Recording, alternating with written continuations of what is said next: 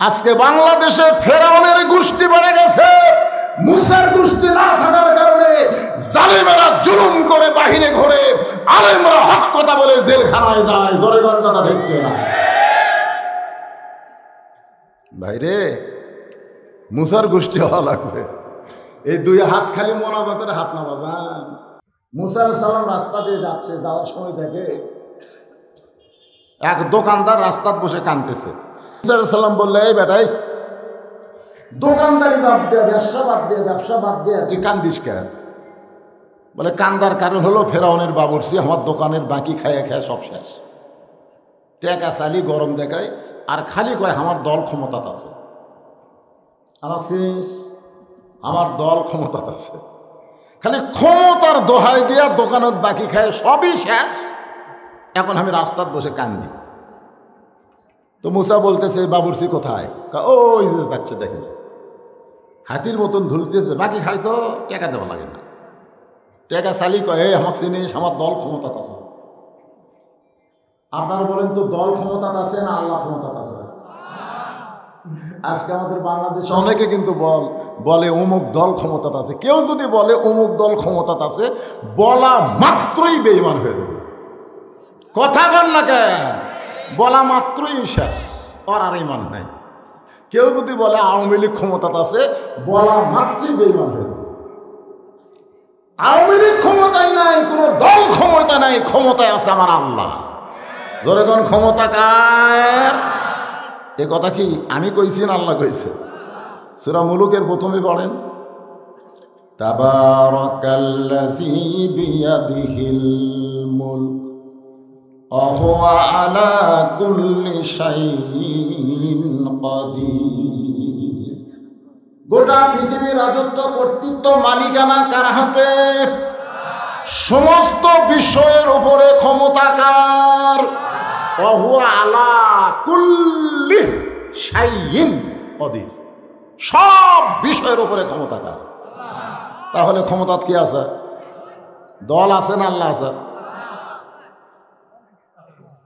তো মুসা নবী ফেরাউনের বাবুর্চির সামনে যাবে, এই টেকা দে, টেকা দে। ওই দোকান বাদ রাস্তা কান্দে, টেকা দে। বাবুর্চি ওকে, আমাকে চিনিস, আমার দল এখন ক্ষমতাত আছে রে। মুসা কয়, আমাকে চিনিস, আমার আল্লাহ এখন ক্ষমতাত আছে। এই কইয়া বাম হাতে মারছে সরে, বাবুর্চি মরছে। আজকে বাংলাদেশে ফেরাউনের গোষ্ঠী বেড়ে গেছে। মুসার গোষ্ঠী না থাকার কারণে জালিমেরা জুলুম করে বাহিরে ঘরে, আলেমরা হক কথা বলে জেলখানায় যায়। জোরে জোরে কথা ঠিক না ভাইরে? মুসার গোষ্ঠী হওয়া লাগবে।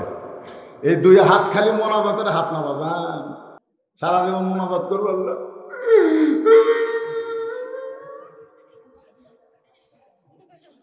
আমার ড্রাইভার আমাকে গাড়ির থেকে নামে দিছে। নামাতে কয়, হুজুর আপনি বাসার যান আর আমি গাড়ি গ্যারেজে রাখি। আমি কেবল গেট খুলছি, গেট খোলার পরে 4টা কুত্তে আমার ধরছে। মানে গাছের নিচে ঘুম পাড়তেছিল, খাম খাম করে আমার ধরলো, মনে আমার জুব্বা ছেড়ে ফেলে দিল। আমি আয়াতুল কুরসি কই, কুত্তা সরে না। আমি দোয়ায় কুনুত কই, কুত্তা লড়ে না। আমি দোয়া ইউনুস পড়ি, কুত্তা আরো মনে হয় ধরবে আসে। শেষ পর্যন্ত ইন্নাহুম ইয়াকিদুনা কায়দা ওয়া আকিদু কায়দা, কুত্তা খেদানোর আয়াত কই, তারপরে কুত্তা আমার জুব্বাত দিল কামড়। তখন আমার ইমান বলতেছে, মাওলানা তোর মুখত খালি দোয়া আছে, তোর হাতত লাঠি নেই। তোর মুখে দোয়া আছে কিন্তু তোর হাতে লাঠি নাই। যদি লাঠি থাকতো, এক কুত্তার 5 বাড়ি মারলে বাকি 3টা দৌড় মারতো। ঠিক কি না? আজকে মুসলমানের খালি দোয়া আছে কিন্তু লাঠি নাই। লাঠি থাকলে ফেরাউনের গোষ্ঠী কথা বলতে পারতো না। কথা কি আছে? দুই হাত খালি দোয়ার হাত, খালি দোয়া দিয়ে কাম সারবে, দোয়া দিয়ে কাম হবে না। দোয়ার সাথে কি লাগবে? কথা কয় না কেন?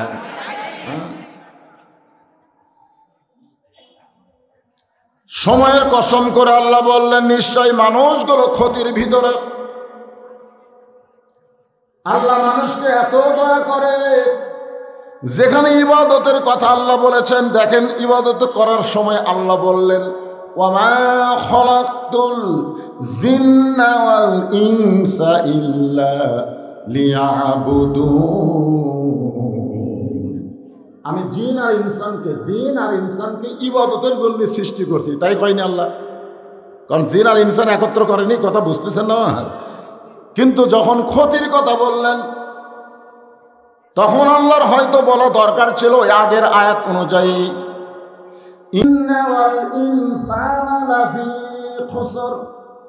নিশ্চয় জিন এবং মানুষ ক্ষতির ভিতরে। কিন্তু ইবাদতের কথা বলার সময় আল্লাহ জিন ইনসান বললেন, আর ক্ষতির কথা বলার সময় আল্লাহ জিনক বাদ দিয়ে শুধু মানুষের কথা বললেন। কারণ মানুষকে আল্লাহ এত ভালোবাসে যে ভালোবাসার কারণে ক্ষতির কথা বলে মানুষকে ক্ষতি থেকে মুক্ত করতে চায়। সোনালা বলে, যেই কোরআন সম্পর্কে আল্লাহ বললেন, আনুনাজ্জিলু মিনাল কুরআনি মা হুয়া শিফাউন ওয়া রাহমাতুল লিল মুমিনিন। এর বাংলা স্লোগান কি? সব সমস্যার সমাধান দিতে পারে আল কোরআন। বিশ্বাস হয় না? হবে না তো, কারণ আজকেও 3 জন ছেলেকে পাগড়ি দেওয়া হবে। কয়টা? খোঁজলে দেখেন সব গরিবের সন্তান। আমার এই 36 বছর ওয়াজের বয়সে কত হাজার হাফেজের মাথার যে পাগড়ি বাঁধতে দিছি, আল্লাহ যদি আমাকে বলে খালি পাগড়ি বান্দার উসিলায় তো খালি মাফ করে দিলাম। কিন্তু সর্বনাশ কি জানেন, আজ পর্যন্ত কোন এমপির বেটার মাথার পাগড়ি বাঁধতে পারিনি, কোন ডিসিএসপির সন্তানের মাথায় আমি পাগড়ি বাঁধতে পারি নাই। সব সমস্যার সমাধানে কোরআন দিবে, অথচ বাংলার দরিদ্র জনগোষ্ঠী কোরআনের হাফেজ হয়, ধনীরা কোরআন থেকে বিমুখ হয়ে যায়। কোরআনের হক কথা আমরা বলতে গেলে আমাদের ত্রুটি চাইবা ধরতে চাই। ধরে কোন কথা ঠিক কি না? আমি যদি এমপির ছেলে হতাম আমাকে পুলিশ ধরতো না। গত কয়েকদিন আগে আপনার ফেসবুকে ইউটিউবে দেখেন যে আমার ধরবার আসলো, আর পরশু দিন আমাকে উৎপারি দিল। কেন? গরিবের ছোল, গরিবের ছোল সারা জীবন চামড়া ফেতরা খেয়ে বড় হলো, এই কে আবার সুদের বিরুদ্ধে কয়, এই কেন কোরআনের আন্দোলনের কথা বলে? এই আপনারা বিশ্বাস করে বলেন সব সমস্যার সমাধানকে এই কোরআন দিতে পারে? মাশাআল্লাহ। করোনা যখন শুরু হয়েছিল না, তখন কিন্তু প্রাইমারি বন্ধ হয়েছিল, মাদ্রাসা বন্ধ হয়েছিল। তখন আমার এই মাদ্রাসায় প্রাইমারির পরে 36-37 জন ছাত্র ভর্তি হয়েছিল। আমি আল্লাহর কাছে দোয়া করছিলাম, আল্লাহ করোনা আরো বছর 10 থাক, কারণ প্রাইমারি বন্ধ থাকবে, মাদ্রাসা খোলা থাকবে, একটা ছাত্র প্রাইমারি থাকবি না, সব আমাদের মাদ্রাসা থাকবে। কিন্তু না, দোয়া কবুল হয়নি।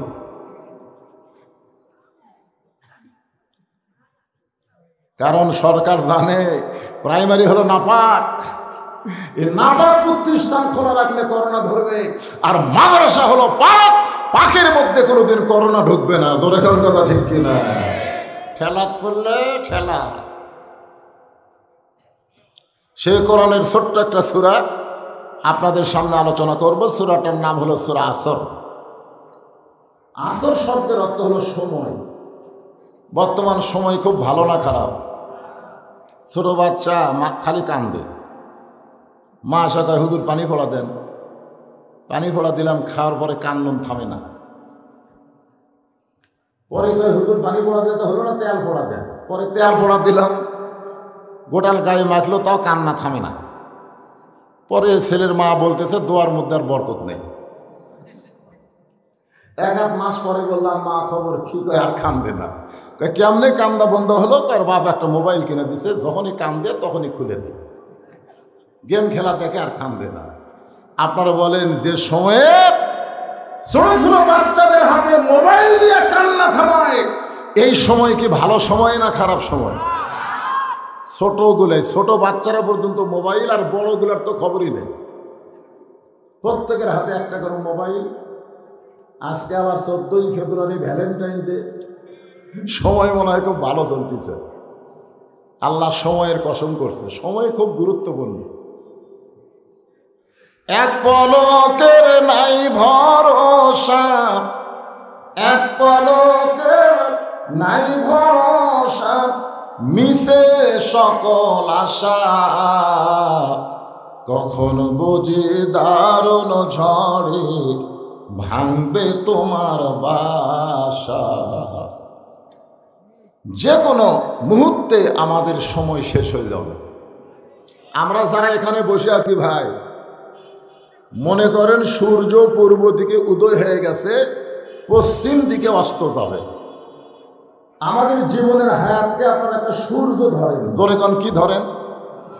এটা কি উদয় হয়েছে না হয়নি? এখন আস্তে আস্তে কোন দিকে যাচ্ছে? আসর মানে কি? সময়। আসর কোন সময়? আসর এমন একটা সময় যে সময় থেকে মাগরিব পর্যন্ত খুব একটা বেশি সময় না। সেই সময়ের শপথ করে আল্লাহ বলতেছেন, ইন্নাল ইনসানা লাফি খুসর। ইন্না মানে নিশ্চয়, ইনসান মানে মানুষ। ইনসান মানে কি? মানুষ সম্পর্কে আল্লাহ বললেন, লাকাদ খালাকনাল ইনসানা ফি আহসানি তাকওয়িম। মানুষ এমন একটা সৃষ্টি, সুবহানাল্লাহ বলেন। আল্লাহ বলেছেন তার অবয়বকে, তার চেহারাকে আমি আল্লাহ তাআলা অতীব সুন্দর করে সৃষ্টি করছি। আপনার বলেন তো বানরের চেহারা কেমন? বানরের চেহারা এ কথা কয় না কেন? এই যে বাংলাদেশের একজন ডক্টর জাফর ইকবাল, কি ইকবাল? জাফর ইকবাল। ও 6ষ্ঠ শ্রেণীতে, আমাকে ক্লাস 6-এ ডারউইনের বিবর্তনবাদকে ঢুকাই দিয়েছিল যে মানুষের উৎপত্তি নাকি বান্দর থেকে। বান্দরের ঢপ কি খুব ভালো? যেরকম ভালো। আল্লাহ লাকাদ খালাকনাল ইনসানা কইছে না বান্দর কছে? ইনসান কছে, মানুষ। ইনসান মানে মানুষ। সেই মানুষকে লক্ষ্য করে আল্লাহ বলতেছেন, লাফি মানে ভিতরে, খুসরুন মানে ক্ষতি। নিশ্চয় মানুষগুলো ক্ষতির ভিতরে। এত আদর করে সুন্দর করে আল্লাহ মানুষ তৈরি করলেন, সেই মানুষ ক্ষতির ভিতরে।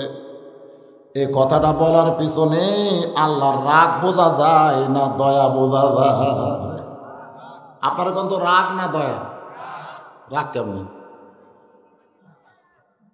ছেলে ব্যবসা করতেছে আর বাবা বলতেছে তোর লাভ হবে, এ তোর লাভ হবে, তুই যে দোকান দিলি তোর লাভ হবে। ছেলে কয় বাবা কোন কি লাভের জন্যই দোকান দিছি। বাপ কয় রে তোকে আমি দয়া করে দেখাই, চিন্তা করতেছি তো লাভ হবে না, কারণ বর্তমান সময় এত খারাপ, বাকি খায়া খায়া তোর দোকান ধ্বংস করে দেবে। আপনার বলেন তো বাপ তার সন্তানকে দয়া করে না রাগ করে? দয়া করেই বলতেছে বর্তমানে যে সময় চলতেছে এই সময়ে তো দোকানত খালি বাকি খাবি, দিবার চাই আর দিবি না, শেষে দেখবি ঘর আছে আর তবিল নেই। আল ইনসানু আশরাফুল কি মাখলুকাত। তার মানে কি? নিশ্চয়ই মানুষ সমস্ত সৃষ্টির মধ্যে ভদ্র। মানুষের মতন ভদ্র আর কেউ নাই, একথা আল্লাহ কইছে ফেরেশতাদের কাছে। তোরা কি রে ফেরেশতা? আমার মানুষ হলো সবচাইতে ভদ্র। আর সেই মানুষ কোরআনের মাহফিল এসে হইছে করা যাবে? হ্যাঁ, জবান বন্ধ রেখে যখন সুবহানাল্লাহ বলবেন তখন বলবেন। এখন একটু জবান বন্ধ রেখে হ্যাঁ মাশাআল্লাহ। আমি গত বছর মাগরিব থেকে একটা মাহফিল করছিলাম দুবলহাটে, মনে আছে আপনাদের? হাই রে, বিশাল একটা ফিল, তাও জায়গা হয় না। আর এইটুকুর মধ্যে কাম হবে। রাতের মাহফিলে মানুষ কম হয়, কিন্তু মাগরিবের মাহফিলে সবাই আসে। এই জন্য জায়গা বড় করা লাগবে। ফাঁসি দিয়ে আরো জায়গা করছে ছোট। তো আসেন, যে কথা বলতেছিলাম একটু মনোযোগ দেন। আদর করে আল্লাহ মানুষকে তৈরি করেছেন, এই জন্য সকলে একটু আমার সঙ্গে গজলের সুরে বলবেন, সবাই বলবেন, আদর করে মানুষ আল্লাহ বানায়া কেমনে দিবেন ক্ষতির মধ্যে ফেলিয়া। এটা কইলে তো মজা লাগে বারে, কন না কেন আপনারা? আদর করে মানুষ আল্লাহ বানায়া কেমনে দিবেন ক্ষতির মধ্যে ফেলিয়া। ইল্লাল্লাযীনা আমানু ওয়া আমিলুস সালিহাত ওয়া তাওয়াসাউ বিল হক ওয়া তাওয়াসাউ বিস সবর। আল্লাহ বললেন, বান্দারে, তোদেরকে ক্ষতি থেকে বাঁচানোর জন্য আমি 4টা বিষয় উপস্থাপন করলাম। এই 4টি কাজ যদি তোমরা করতে পারো তাহলে তোমরা ক্ষতির মধ্যে পড়বা না। কয়টা? 1 নম্বর হলো ঈমান। 1 নম্বর ঈমান। ঈমান যদি না থাকে আপনি যত ভালো মানুষ হন না কেন, আপনি ক্ষতি থেকে বাঁচতে পারবেন না। ক্ষতি থেকে বাঁচতে গেলে 1 নম্বর লাগবে ঈমান। যেরকম 1 নম্বর কি? সাহাবেরা জিজ্ঞাসা করলেন, ইয়া রাসূলুল্লাহ, ঈমান সম্পর্কে আমরা জানতে চাই।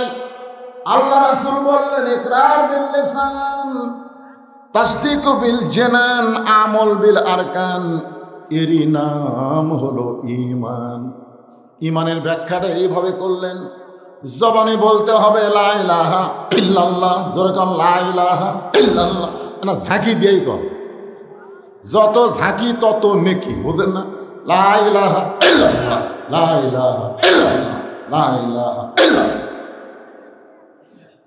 এই ঝাঁকির মতো মজা নাই। এত ঝাঁকি ছোট সামিয়ানার উপর যায়, দেখছেন? এমন ঝাঁকি দৌড়ে সে ফিরক পাড়া ফেলে দেয়, পীরের কালি ল্যাঙ্গটি না থাকলে ভাই জনগণ সব দেখবার পাথরে। কি ঝাঁকি! এটা হলো ইকরার বিল লিসান, জবানে ঝাঁকি দিয়ে বলা লাগবে, জবানের মধ্যে ঝাঁকি থাকা লাগবে। আমার এলাকার এক শঙ্কর দাস হিন্দু মানুষ বলছে, আমাকে একদিন বলে, বাজান মুসলমানের কলমার দাম আছে। আমি বললাম, আপনি হিন্দু হয়ে মুসলমানের কলমার দাম কেমনে বোঝেন? বলে, যুদ্ধের সময় পাকিস্তান আর্মি যখন বাংলাদেশে ঢুকলো তখন আমরা হিন্দু হয়ে জিকির করলাম লা ইলাহা ইল্লাল্লাহ, লা ইলাহা ইল্লাল্লাহ, লা ইলাহা ইল্লাল্লাহ। আরবিরা কয়, বিলকুল ঠিক হয়। খালি এই কলমা মুখে থাকার কারণে আর্মির গুলি থেকে আমরা বাঁচা গেছি বাবা। মুসলমানের কলমার দাম আছে রে। আমি বললাম, দাদা শুধু মুখে কলমা করে যদি আর্মির গুলি থেকে বাঁচেন, এই কলেমা যদি কলিজার মধ্যে জায়গা দিবার পারেন, জাহান্নামের আগুন থেকে আল্লাহ বাঁচায়া দিবে। তাহলে শুধু মুখে কলমা পড়লে হবে না, তাসদীক বিল জানান। এই কলেমাটা কলিজার মধ্যে জায়গা দেওয়া লাগবে। কলিজার মধ্যে কলেমার জায়গা যখন হবে তখন ওই মানুষটার কাছে জীবনের চাইতে ঈমানের দাম বেশি হবে। কার দাম বেশি? জীবন না ঈমান? যখন জীবন না ঈমান। আজকে আমাদের বাংলাদেশে জীবন বাঁচান ফরজ, জীবন বাঁচান ফরজ। যে ভাবি হোক জীবন বাঁচান লাগবে, যে ভাবি হোক বাতিলের সঙ্গে আপোষ করে হোক ক্ষমা করক, বাঁচা লাগবে।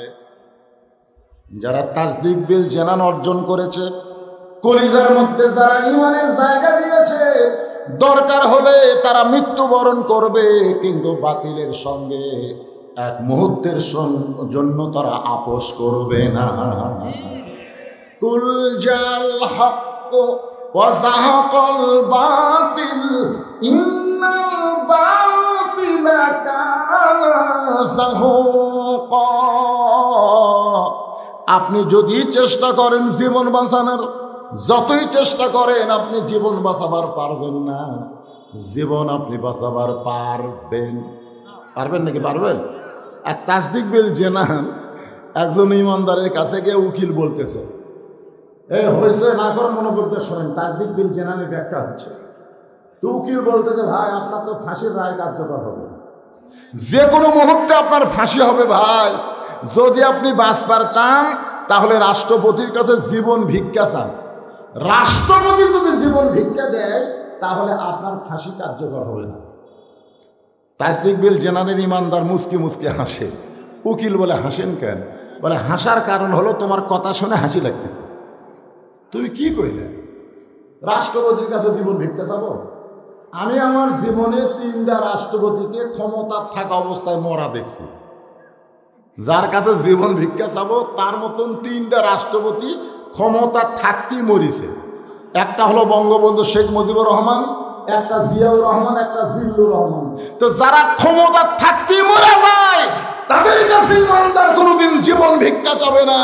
জীবন দেওয়ার মালিক যিনি, জীবন নেওয়ার মালিক তিনি। তাহলে তাসদিক বিল জিনান মানে কি? ইমান বাঁচান ফরজ না জীবন বাঁচান ফরজ? আপনাদের কাছে কোনটার দাম বেশি? অন্তর থেকে বলেন পরীক্ষা শুরু হবে, পরীক্ষা শুরু হবে। আর বেশি দিন না, অল্প সময়ের মধ্যে পরীক্ষা আসতেছে।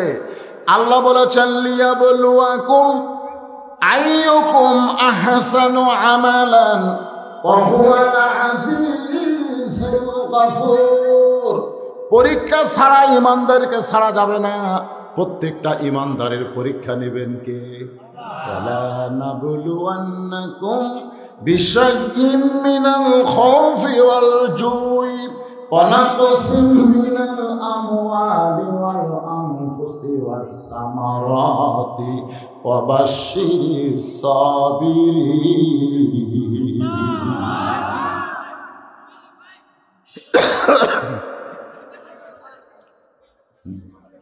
জয়পুরহাট থেকে মুয়াজ্জিন আমাকে বলতে, হুজুর কেমন আছেন? আমি বললাম আলহামদুলিল্লাহ। ভাই তুমি কেমন আছো ভাই? কয় নাউজুবিল্লাহ। আমি বললাম নাউজুবিল্লাহ কেন? বলে হুজুর আজান হচ্ছে, আকামত হচ্ছে, কিন্তু ইমাম নাই। আমি বলছি আজান আকামত হচ্ছে, ইমাম নাই কেন? বলে ইমামকে পুলিশ খুঁজতেছে। ইমাম যে কোন জায়গায় লুকেছে। হ্যাঁ, আমি কইলাম তোমাকে গ্রামের সবচাইতে খারাপ মানুষ কি ইমাম? মুয়াজ্জিন রাগ করে বলে হুজুর আমাদের 5 পাড়ার মধ্যে ইমামের চাইতে ভালো কোনো মানুষ নাই। তাহলে সেই ভালো মানুষকে পুলিশ খোঁজে কেন? চোর ডাকাত নাই? চোর আছে, ডাকাত আছে, সুদর আছে, ঘুষর আছে, সবই আছে, কিন্তু তাদেরকে পুলিশ খোঁজে না, পুলিশ ইমামকে খোঁজে। তাই মুয়াজ্জিনকে বললাম কে রে, ইমামকে পুলিশ কেন খোঁজে? আমি তো জানি না হুজুর। জানা লাগবে তো।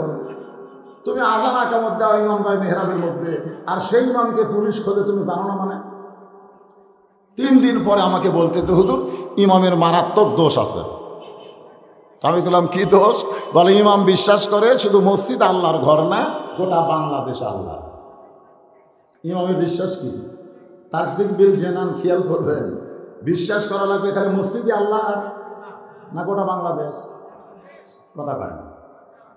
আপনারা আজকে কোনটুকু বিশ্বাস করেন? এই তো হুজুর দেখতেছেন না, এটা এটা আমার, ওই সাইডে বড় ভাইয়ের, ওই সাইডে যা দেখতেছেন সব আমার, এই পিছন দিকে যা দেখতেছেন আমাকে সব।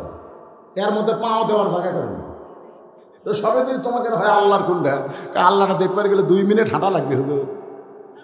হ্যাঁ, 2 মিনিট না হাঁটতে আল্লাহটা দেখা যাবে না। 2 মিনিট হাঁটা মসজিদের সামনে যা বলতে যে হুজুর এখানে আল্লাহর কিছু ছিল না, আমার চাচাই 10 শতক আল্লাহ দান করছে, আর আমরা টাকা পয়সা দিয়ে আল্লাহ ঘর বেড়া দিছি।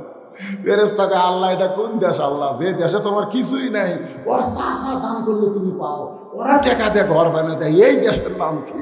আল্লাহ ওই দেশের নামই বাংলাদেশে, ওই দেশে আমি আল্লাহর চাইতে গরিব কেউ নাই রে। নাউজুবিল্লাহ করছেন। বাংলাদেশে একদম শয়তানি শিক্ষার দাম আছে, আল্লাহর কোরআনী শিক্ষার দাম নাই। জোরে কোন কথা ঠিক না? খালি গুনতির দিক দিয়ে 90% মুসলমান, খালি 90% মুসলমান গুনতি হলে হবে না, হয়তো 92% হচ্ছে মুনাফিক। জোরে কোন কথা ঠিক না? খালি মুসলমান গুনতিছে, মুনাফিক গুনবেন না? মুনাফিক আসরের নামাজ নবী পড়তেছেন, আসরের নামাজ ইতিমধ্যে আল্লাহ কোরআন আয়াত নাযিল করছে, ইয়া আইয়ুহান নাবিয়্যু হারজিল মুমিনিনা আলাল কিতাল। নামাজের মধ্যে কোরআন আয়াত নাযিল হয়ে গেছে। নবী নামাজ শেষ করে সাহাবীদের বললেন, সাহাবীরা তোমরা শুনলে আশ্চর্য হবে, এই মুহূর্তে নামাজের ভিতরে আল্লাহ তাআলা আমার উপরে কোরআনের আয়াত নাযিল করলো। সুবহানাল্লাহ তো বললেন, এখন আয়াতটা কি? আল্লাহ রাসূল বললেন, সাহাবীরা শোনো, আল্লাহ তাআলা আমাকে জানাই দিল, ইয়া রাসূলুল্লাহ, আপনার পিছনে পায়ের গোড়ালির সঙ্গে গোড়ালি মিল করে যারা জামাতবদ্ধভাবে কাতার সোজা করে নামাজ পড়তেছে, তাদেরকে আপনি সোলজার হিসাবে গড়ে তোলেন, সৈন্য হিসাবে গড়ে তোলেন। যে কোনো সময় মক্কার কাফেরেরা মদিনা আক্রমণ করতে পারে, আর মদিনা যখন আক্রমণ করবে তখন নামাজ দিয়া, দোয়া দিয়া, দুরূদ দিয়া আপনি মদিনা রক্ষা করতে পারবেন না। ওই কাফের বেঈমানদের বিরুদ্ধে অস্ত্র ধরা লাগবে। তখন সামনে কাতারের একজন মুসল্লি, কোন কাতারে? আবু বকর রাদিয়াল্লাহু আনহু ডান সাইডে নামাজ পড়ে, সেই টুপি, সেই পাগড়ি, সেই দাড়ি, সেই জুব্বা, নবীর হাঁটুর সঙ্গে হাঁটু লাগায় বলতেছে, হুজুর এটা না গন্ডগোলের আয়াত। কি নামাজি রে, সামনে কাতারে নবীর পাশে নামাজ পড়ে, সেই শালা কি কয়, হুজুর এটা না গন্ডগোলের আয়াত। নবী কালে সব সাহাবার দিকে তাকায়, রথ দিকে তাকায়, ই কে রে, এই টুপিওয়ালা দাড়িওয়ালা জুব্বালা ই কে রে? আল্লাহ কয়, হুজুর চিনেন না? অমিনান নাসি মান ইয়াকুলু আমান্না বিল্লাহি ওয়া বিল ইয়াউমিল আখির ওয়া মা হুম বিমুমিনিন। পাঁচ ওয়াক্ত নামাজ তাকবীরের উলার সঙ্গে আপনার পিছনে নামাজ পড়ে এমন নামাজি এরপরেও ও মুমিন না, এরপরেও ওই মুমিনই না। তাহলে কি মুমিন যদি না হয় তাহলে মুনাফিক। কোরআনের আন্দোলন, হকের পক্ষের আন্দোলনকে যারা গন্ডগোল বলবে, এরাই হলো বাংলার জমিনে মুনাফিক। জোরে বলেন কথা ঠিক কিনা?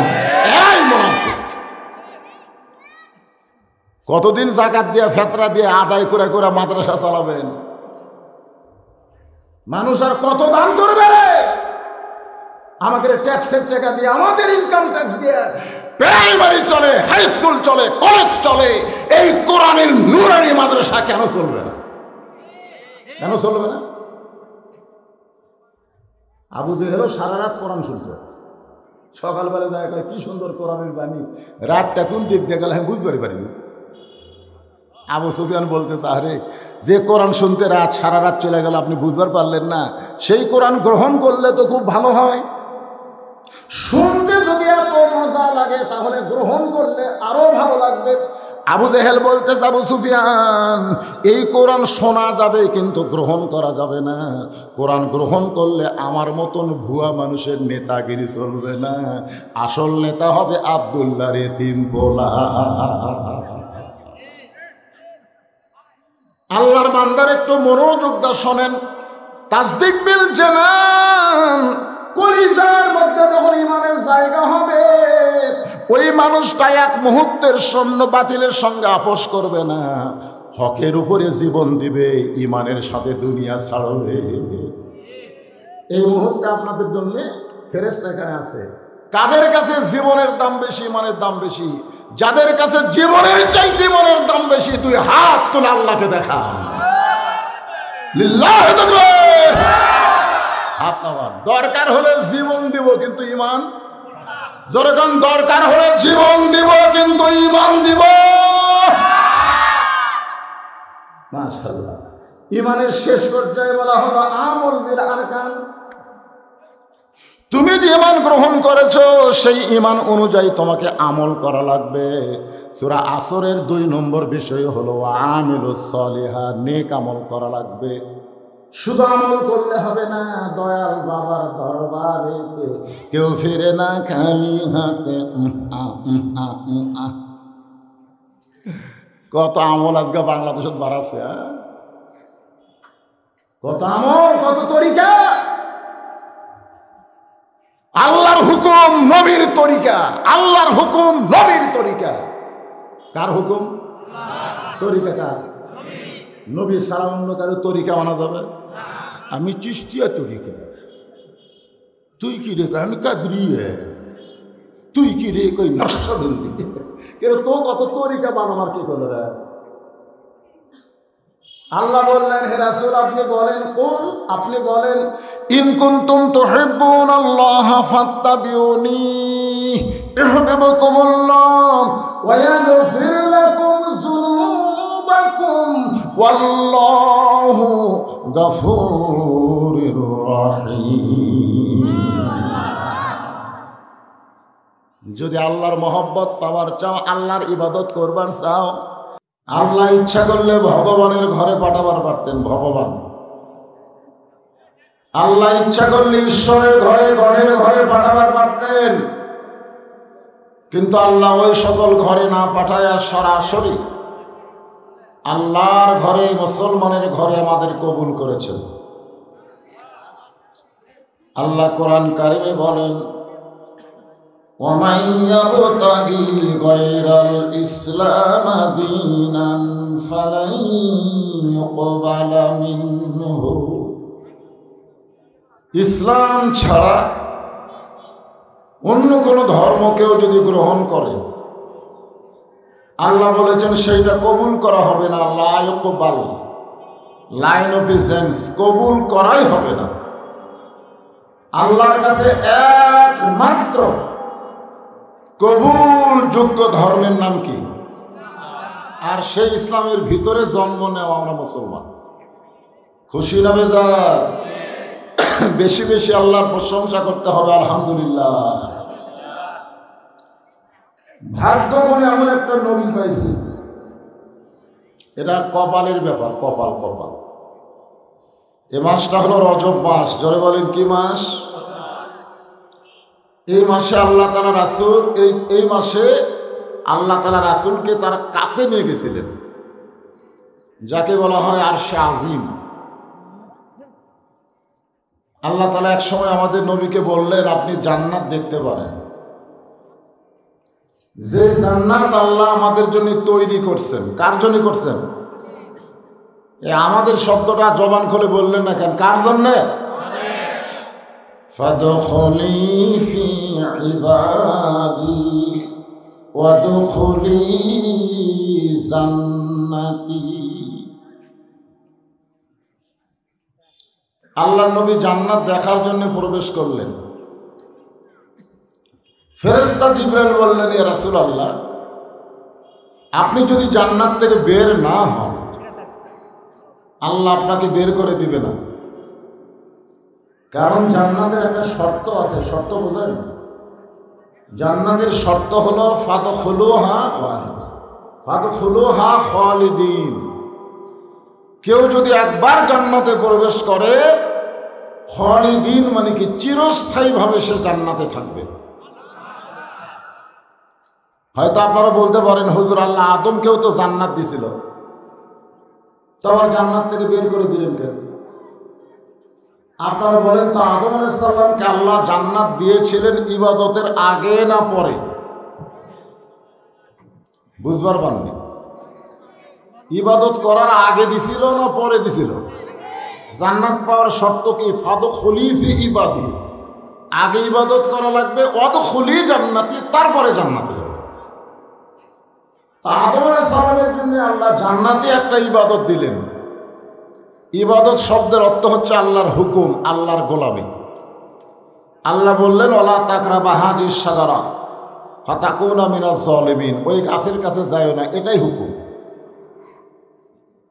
এই হুকুমটা আদম আলাইহিস সালাম পালন করতে পারে নাই, যার কারণে জান্নাত থেকে আল্লাহ বের করে দিয়েছিলেন। কিন্তু আমরা যখন জান্নাতে যাব, ইবাদতের আগে না পরে? পরে পরে। আমাদেরকে আল্লাহ বের করে দিবে না। এই জন্যই বলেছেন ফাদখুলুহা খালিদিন।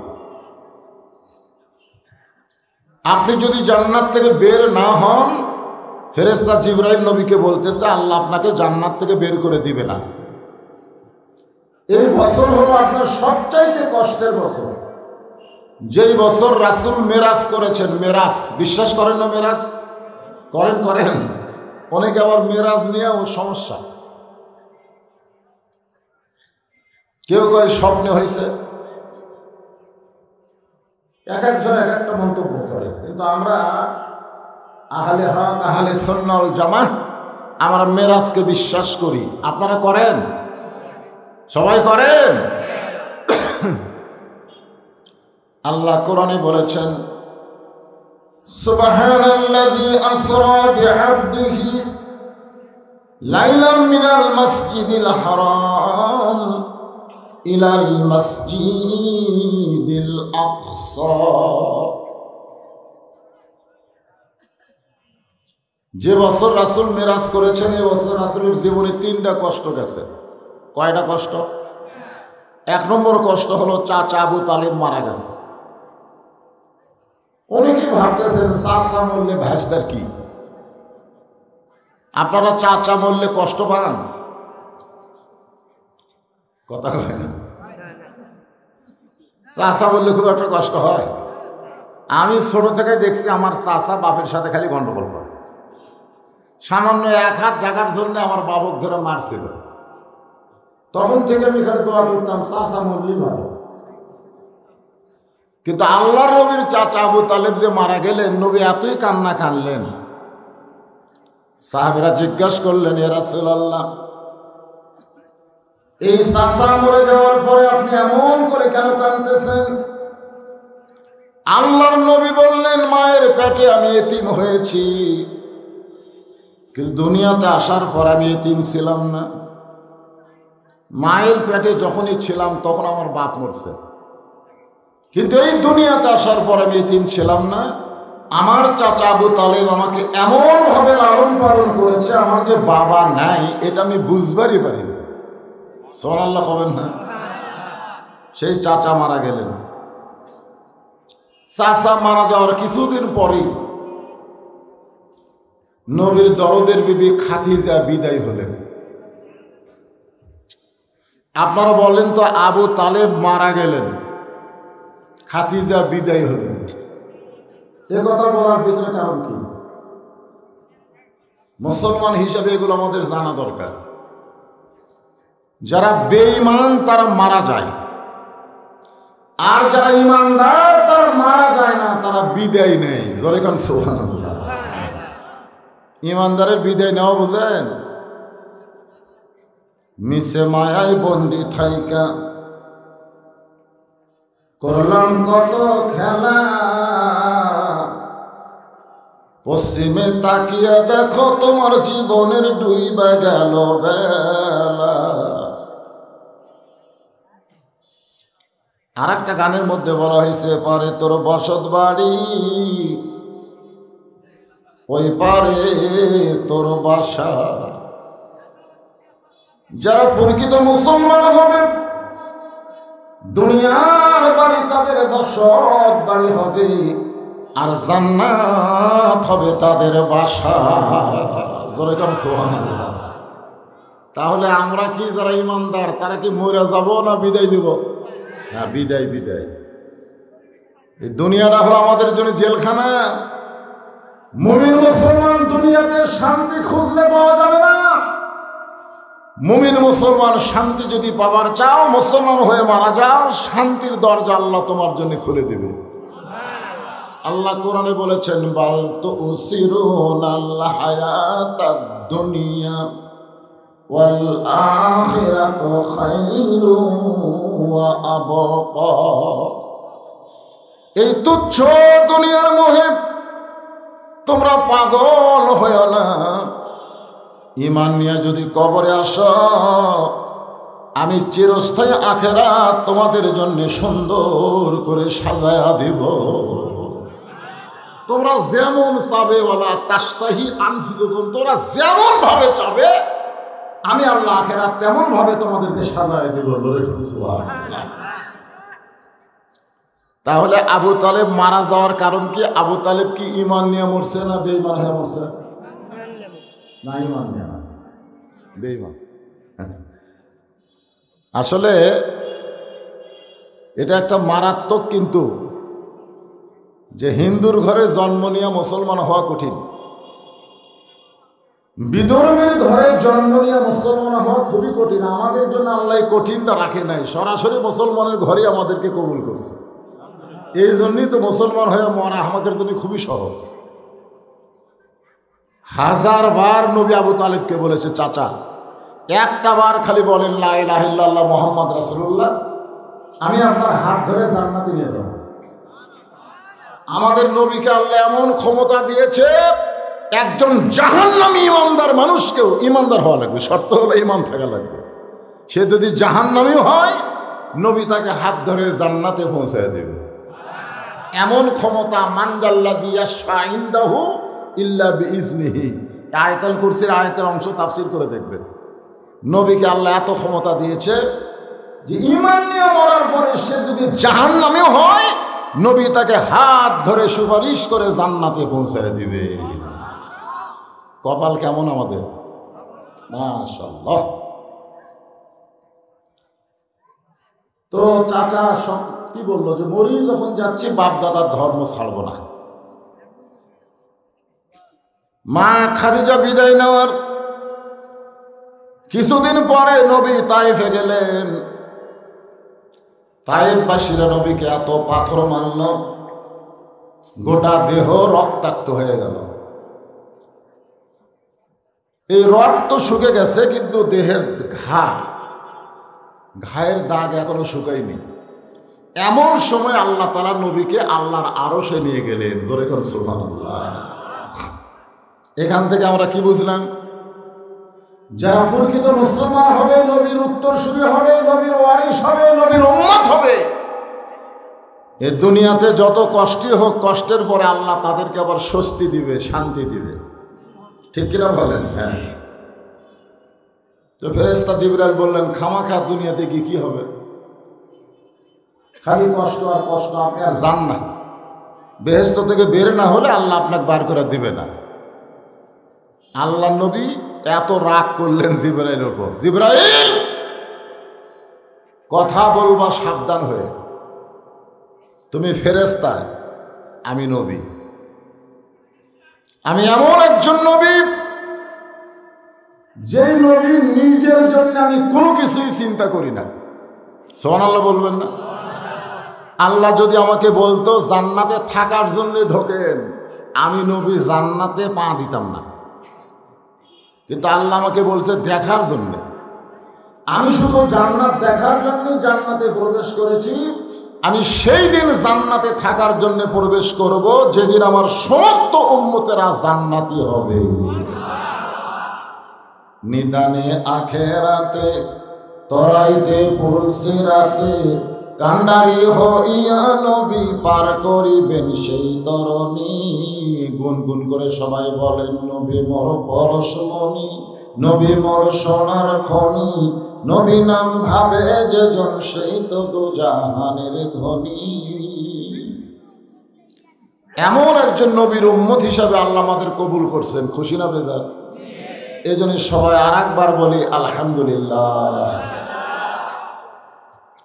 আপনারা যে কোরআন থেকে আলোচনা শুনবেন, এই কোরআন সম্পর্কে 3টা স্বীকারোক্তি আপনাকে দিতে হবে। 1 নম্বর স্বীকারোক্তি হলো এই কোরআনে কোনো সন্দেহ, সবাই বলা লাগবে। কেউ যদি জবান বন্ধ করে রাখেন তাহলে মনে হবে যে সন্দেহ আছে। জবান দিয়েছেন কে? তাহলে কোরআনের পক্ষে জবান খোলার দরকার আছে না নাই? আজকে বাংলার মুসলমান কোরআনের পক্ষে জবান খোলে না বলে প্রাইমারির দাম পেয়ে গেল, হাফেজি মাদ্রাসার দাম নেই। আজকে কোরআনের পক্ষে কথা বলে না বলে মানুষ নাকি বান্দরের গোষ্ঠী, এমন কথা শিক্ষার মধ্যে ঢোকাবার চাচ্ছিল।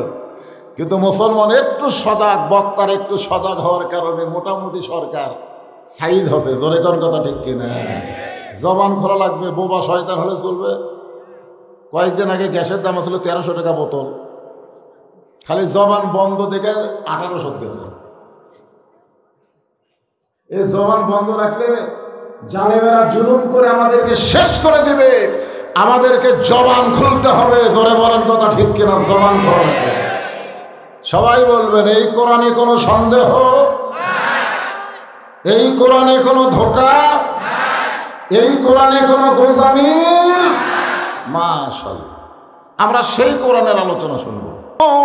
তাহলে নবীকে ইত্তেবা করো, নবীর তরিকা মোতাবেক চলো। যদি আল্লাহ পাওয়ার চাও, নবী ছাড়া আল্লাহ পাওয়ার কোনো উপায়, তাহলে আমার সঙ্গে সকলে একটু বলবেন, উপায় নাই রে, উপায় নাই রে, উপায় নাই। নবী বিনে আল্লাহ পাওয়ার উপায় নাই। কেরে ছেলেবেলে সাদা কালা গান গাও, বাদাম বাদাম ফাটাও, এখানে হি করে হাসতেছে, কি হয়? একটু গলা ছেড়া খাওয়া যান, সবাই একটু বলো, দেখো মজা লাগবে। উপায় নাই রে, উপায় নাই রে, উপায় নাই, নবী বিনে আল্লাহ পাওয়ার উপায় নাই। ঈমান গ্রহণ করার পরে যতগুলো নেক আমল আছে, সমস্ত নেক আমলের মধ্যে 1 নম্বর নেক আমল হলো নামাজ। যখন 1 নম্বর নেক আমলের নাম কি? যে নামাজ সম্পর্কে রাসূল বলেছেন লা সালাতা লা ঈমান, যার নামাজ নাই তার ঈমানই নাই। তাহলে কি বুঝলেন?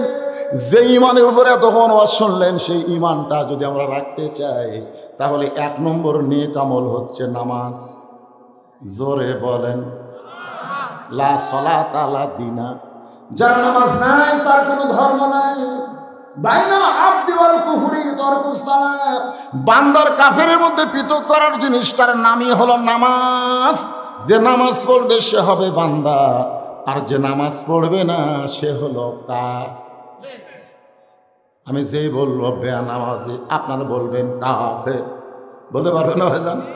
বেনামাজি বেনামাজি, আরো জোরে সাইড থেকে। হুজুর আপনি কি মনে করছেন আমি কি জুম্মার নামাজ পড়ি না? হ্যাঁ হ্যাঁ, আল্লাহ হাসরের ময়দানে খুব দয়ালু, তো আল্লাহর দয়ার সীমা আছে? আল্লাহর দয়ার শেষ আছে? আল্লাহ হাসরের ময়দানে বলবে যারা 5 ওয়াক্ত নামাজ পড়ো নাই, শুধু জুমার নামাজ পড়েছো, আমি আল্লাহ তাদেরকে জান্নাত দিয়ে দিলাম, যাও। তখন ওই 5 ওয়াক্ত পড়ে এখানে জুম্মার শেষে যায় আগে বাড়াছে, এরা খুশি হয়ে মারবি দৌড়, কে রে 5 ওয়াক্ত না পড়লেও জান্নাত পাওয়া গেল রে। একেবারে জান্নাতের দরজা পর্যন্ত দৌড়ে যায়, দেখবে জান্নাতের দরজার বিশাল একটা তালা। তখন বলবে আল্লাহ আমাদের জান্নাত দিলেন, তালা কেন? আল্লাহ বলতেছে চাবি তোরকে কাছে আছে, দেখ চাবি তোরকে কাছে আছে, খুঁজে দেখ। তখন এই জুম্মা পার্টি চাবি খুঁজবি, খুঁজে দেখবে চাবি আছে, আলহামদুলিল্লাহ চাবি আছে রে। এবার চাবি তালার মধ্যে ঢুকবে কিন্তু ঘুরবি না, খালি ঢুকিয়েছে ঘুরে না। আল্লাহ চাবি তো তালার মধ্যে ঢুকলো কিন্তু ঘোরে না। আল্লাহ বলে তালার মধ্যে 5টা দাগ আছে, তোদের চাবির মধ্যে দেখ তো 5টা দাগ আছে কিনা। জুম্মা পার্টি বলবে আল্লাহ কিসের দাগ? বলে 1 নম্বর ফজর, 2 নম্বর জোহর, 3 নম্বর আসর, 4 নম্বর মাগরিব, 5 নম্বর এশা, 5টা দাগ আছে না। আল্লাহ আমাদের চাবি কে দেনা, আমাদের চাবির তো দাগ নেই। আল্লাহ কয় তাহলে জান্নাত দেখে ফিরায়, জান্নাত দেখে ফিরায়। যারা জুম্মা পড়ো 5 ওয়াক্ত পড়ো না, তোমরা জান্নাত দেখতে পারবে কিন্তু ঢুকতে পারবা না। এই জুম্মা পার্টি না, এই জুম্মা পার্টি।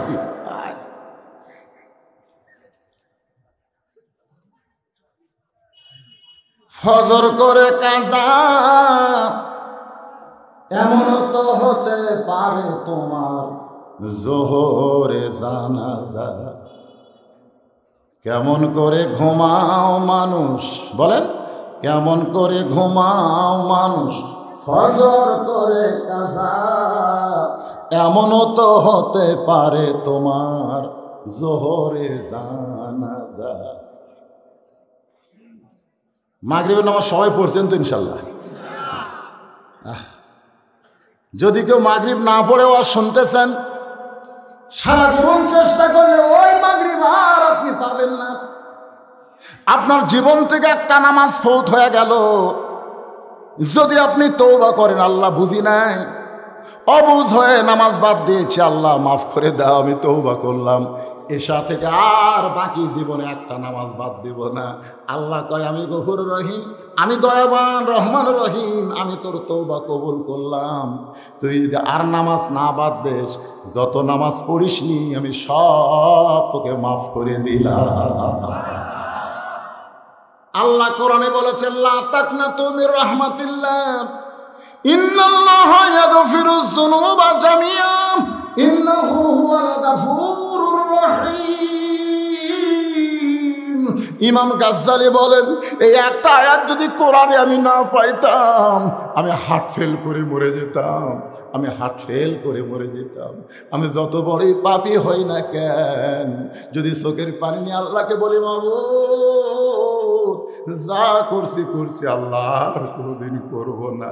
আল্লাহ কয়, তোর চোখের পানি নাকের ডগায় আসার আগে আমি রহমান রহিম নামের ওসিলায় তোরে মাফ করে দিলাম। পুরুষের জন্য 1 নম্বর হলো নামাজ, ওয়া আমিলুস সালিহা, নারীদের জন্য 1 নম্বর হলো পর্দা। আমার মায়েরা বোনেরা যারা পর্দার অন্তরে আছে, একটু মনোযোগ দিয়ে শুনবেন মা।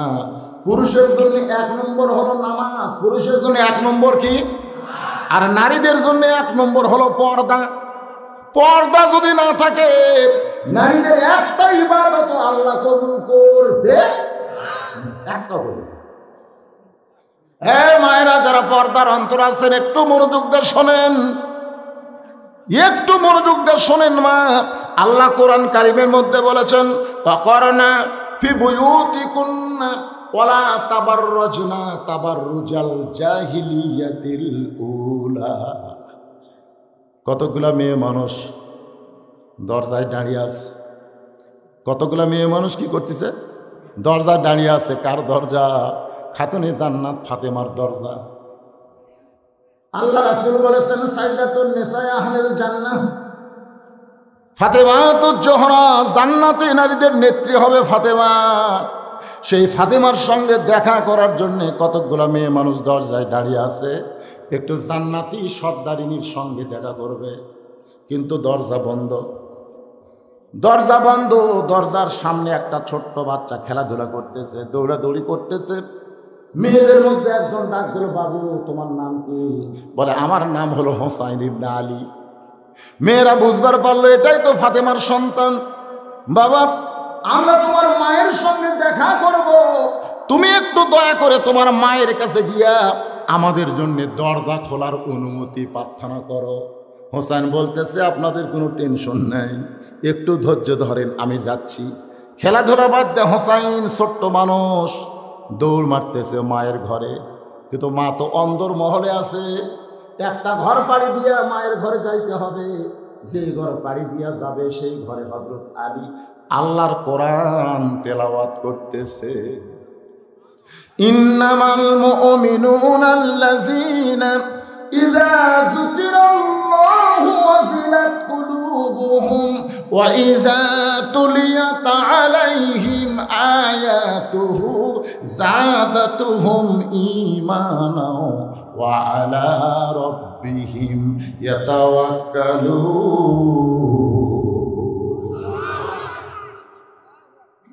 কি তেলাওয়াত করতেছে? কোরআন শরীফ তেলাওয়াত করতেছে। ইতিমধ্যে হুসাইন বাইরে থেকে দৌড়ে আসে, মায়ের ঘরের দরজা যেই গেছে, সঙ্গে সঙ্গে হযরত আলী কোরআন তেলাওয়াত বাদ দিয়ে বলে, থাম থাম। কি বুঝলেন? আপনি যত ইবাদত করেন, আপনার ছেলেরা কি করতেছে, মেয়েরা কি করতেছে, খেয়াল করার দরকার আছে না নাই?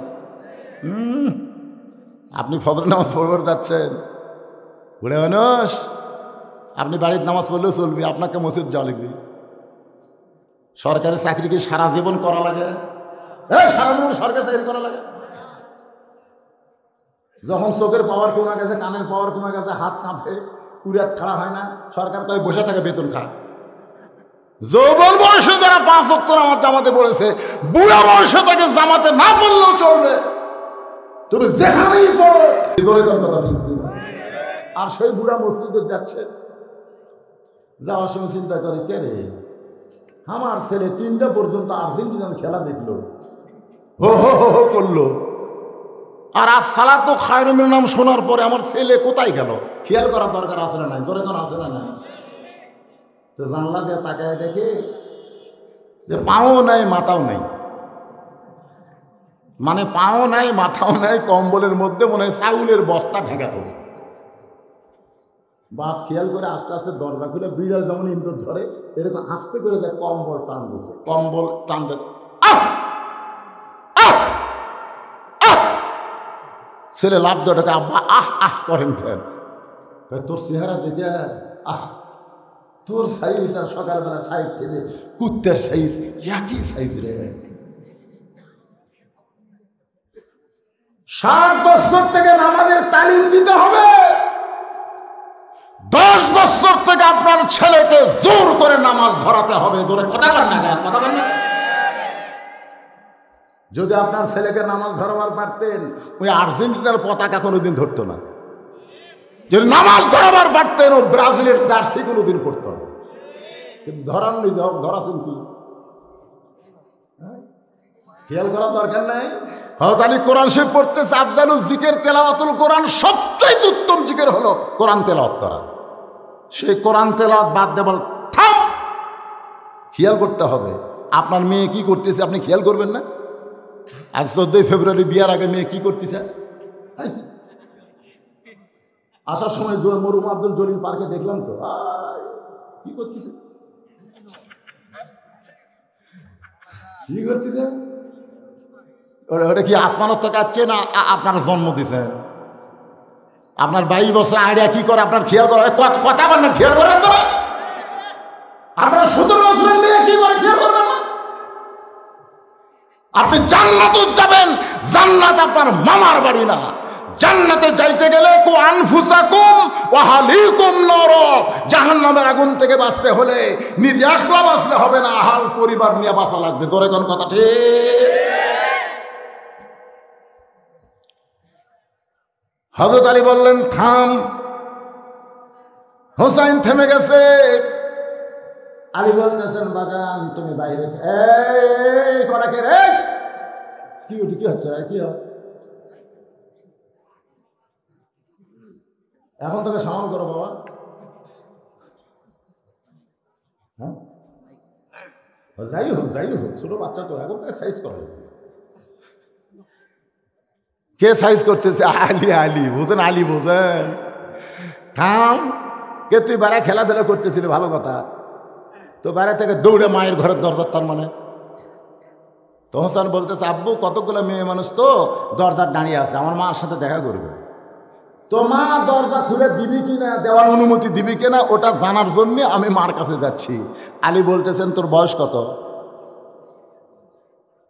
তো হোসেন বলতেছে আব্বু আমার বয়স কত আমি তো জানি না। এই জন্যই তো তোর থামাছি, এই জন্যই তো থামাছি রে বাজান। তোর বর্তমানে যে বয়স হয়েছে, এই বয়সে তুই তোর মায়ের কাছে যাইতে অনুমতি লাগবে। তুই মায়ের কাছে যাইতে মায়ের অনুমতি লাগবি রে পাগলা। তোর বয়স হলো এখন 4 বছর।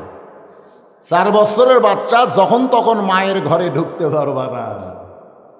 2 বছর পর্যন্ত বাচ্চা যদি আপনার ঘর চেতনও থাকে, আপনি বাচ্চার সামনে বউ চুমা খান, আদর করেন, বুকে দিলেন, কোনো সমস্যা নাই। কারণ 2 বছরের বাচ্চা দেখবার পারে কিন্তু মেমোরি ধারণ করতে পারে না। কথাগুলো বুঝতে পারতেছেন? 2.5 বছর যখন বাচ্চার বয়স হবে, সেই বাচ্চা যদি ঘর চেতন থাকে, বাচ্চা চেতন থাকা অবস্থায় আপনার হালাল বউকেও আপনি আদর করতে পারবেন না। এরই নাম হলো ইসলাম। ঘরের মধ্যে হালাল বউকেও চুমা খাওয়া যাবি না, ওই 2.5 বছরের বাচ্চা যদি চেতন থাকে। আর তোরা জলিল পার্কে কি করতেছিস?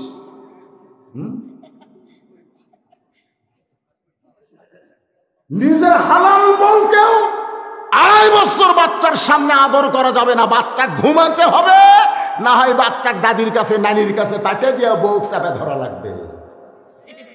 যদি বাচ্চার সামনে ধরেন, বেড়া এসে বলতে পারে আব্বা তাই মা চাপে ধরছিল, বলতে পারে তো। তাহলে তোমার বয়স কয় বছর? বলে 4 বছর। 4 বছরের বাচ্চা মায়ের কাছে যখন তখন ঢুকতে পারবে না। সন্তান যদি বড় হয়, তাহলে মায়ের কাছে ঢুকতে গেলে মায়ের অনুমতি লাগবে। আবার মেয়ে যদি বড় হয়, বাবা ঢুকতে গেলে মেয়ের অনুমতি লাগবে। আমাকে আল্লাহ 3টা মেয়ে দিয়েছে। বিশ্বাস করেন আমি কোনো দোলনা কিনিনি। দোলনা বোঝেন না? বাচ্চা করে ঘুম পাড়ানো দোল। আমি দোলনা কিনিনি। আমার বউ কয় দোলনা কিনবো না। আমি এত বড় বুক থাকতে দোলনা কিসে? আমার 3টা মেয়েকে, প্রত্যেক মেয়ের 3 বছর পর্যন্ত আমার বুকের উপর আমি ঘুম পাড়াচ্ছি। মেয়েরা যেন বলতে না পারে যে আমার আর ছেলে হয়নি দেখে বাবার মন খারাপ, এটা যেন বলবার না পারে। আমি আমার বুকের উপরে ঘুম পাড়াইছি। আমার চুমা খাইছি, এত আদর করেছি, কিন্তু এখন মেয়েরা বড় হয়ে গেছে, আমি ঘরে থাকলে আর মেয়েরা ঢুকতে চায় না। আমি যখন ডাকি তখন মেয়েরা আমার কাছে এসে মাটির দিকে তাকায় থাকে। আমার মন চায় আমি মেয়েগুলোকে আবার একটু আদর করি, কিন্তু আমার ইমান বলতেছে বড় হয়ে গেছে। জোহরের নামাজের পরে রাসূল ফাতেমার দরজায় ডাকতে বলে, ফাতেমা একটু দরজা খুলে দে মা, আমি তোর সঙ্গে একটু দেখা করবার চাই। ফাতেমা বলতেছে, বাবা এখন অনুমতি দিতে পারলাম না, এখন দরজা খোলা যাবে না বাবা, আপনি ফেরত যান। যেই নবীর জুতার ভরসা আল্লাহর আরো ধন্য হয়ে যায়, সেই নবীকে ফাতেমা ফেরত পাঠায় দিলেন। নবী চলে গেলেন বাড়িতে। আসরের নামাজের পরে নবী আবার ফাতেমার দরজা এসে বলে, মা সকাল থেকে তোর মুখটা দেখিনি মা, তোরে না দেখলে আমার শান্তি হয় না, একটু দরজা খুলে দে, আমি তোর চেহারা দিকে একটু যাবার চাই। ফাতেমা বলতেছে, বাবা এখন আপনার ফাতেমা বড় হয়ে গেছে, এমন একটা পোশাক ফাতেমার গায়ে বাবা, যেই পোশাক উপর দিকে দিলে নিচে বের হয়ে যায়, আবার নিচে দিকে পোশাক নিয়ে গেলে আবার উপরটুকু বের হয়ে যায়, এই পোশাক পরে আমি কেমনে দরজা খুলবো? আল্লাহ রাসূল এত কান্না কাঁদলেন, ফাতেমা একটু জানলা খুলে দে মা, আমার গায়ের চাদর তোকে দিব। নবী আমার গায়ের চাদর খুলে ফাতেমারে দেয়। ফাতেমা সেই চাদর পরে বাবার জন্য দরজা খোলে। নবী তাকায় দেখে ফাতেমা নিচের দিকে তাকায়া দু চোখ দিয়ে ধর ধর করে পানি পড়তেছে। আল্লাহ নবী বলে, ফাতেমা একটা বার কি আমার দিকে দেখবি না? ফাতেমা বলে, বাবা আপনার গায়ের চাদর পরে আমার শরম লাগতেছে। আল্লাহ নবী বলেন, ফাতেমা এই দুনিয়া বড় কষ্টের জায়গা মা, এই কষ্টের দুনিয়ায় 33 বার সুবহানাল্লাহ, 33 বার আলহামদুলিল্লাহ, 34 বার আল্লাহ আকবার আমল কর। আল্লাহ তোকে দুনিয়া থেকে বিদায় নেওয়ার পরে 8টা জান্নাতের দরজার মালিক করে দিবে। তাহলে কি বুঝলেন? সন্তান বড় হলে ইচ্ছা মতো মায়ের কাছে যাইতে পারবে না। আবার যদি মেয়ে বড় হয়, বাবা ইচ্ছা মতো মেয়ের ঘরে ঢুকতে পারবে না। আলী বলে, হোসাইন তোমার এখন 4 বছর বয়স হয়েছে বাবা, তুমি যখন তখন মায়ের ঘরে ঢুকতে পারবা না, আসো আমার কাছে। হোসাইনকে হযরত আলী কাছে ডাক দিলেন, কবলে একটা চুমা দিয়ে বললেন, বাজান মন খারাপ করিস না, মন খারাপ করিস না, এই কোরআনটা একটু ধর, ধর কোরআনটা ধর। হযরত আলী তার 4 বছরের বাচ্চাকে বলতেছে, কোরআনটা ধর। হোসেন বলতেছে, দেন দেন, সুবহানাল্লাহ বলেন না? বাপ কয় কোরআন ধর, বেটা কয় দেন। আলী তখন আসমানের দিকে তাকায় বলে, আল্লাহ আল্লাহ, এমন একটা সন্তানের বাপ হয়েছি যে সন্তান আমার জন্মসূত্রে পবিত্র হয়ে জন্মেছে। কোরআন দিবার চালি করে দেন, আর হামাকের গুলে খাড়া হয়ে পেশাব করে। ওর মা কয়, এত দোয়া দরুদ কিন্তু তো বসে না। আমি কইলাম, কিরে খাড়া হয়ে পেশাব করিস, কোন ক্লাসে পড়িস? ক্লাস 1-এ পড়িস আছে। তো তোর শিক্ষক তোর শিখাইনি কেমনি পেশাব করা লাগবে, তুই খাড়া হয়ে পেশাব করিস কেন? তোর মাও বেজা। তোকে চাষা যে কি কয়, একদিন প্রাইমারি পেশাবখানা যায়, দেখি আমার স্যারই খাড়া হয়ে পেশাব করে। স্যার যদি খাড়া হয়ে পেশাব করে, তার ছাত্র বসবি কারে? আপনি কেমন বাবা হয়েছেন? আপনার সন্তানের হাতে 8 ঘোড়ামের বই দেন, আর আল্লাহর কোরআন দিবার পারেন না। জান্নাতে যাবেন, ফুটবলের মতো লাত্তি খাবেন। আজকে এখানে যারা বাবা আছেন, কোন কোন বাবা সন্তানের হাতে আল্লাহর কোরআন দিবার চান? একটু 2 হাত তোলা আল্লাহকে দেখান, 2 হাত তোলা আল্লাহকে দেখান।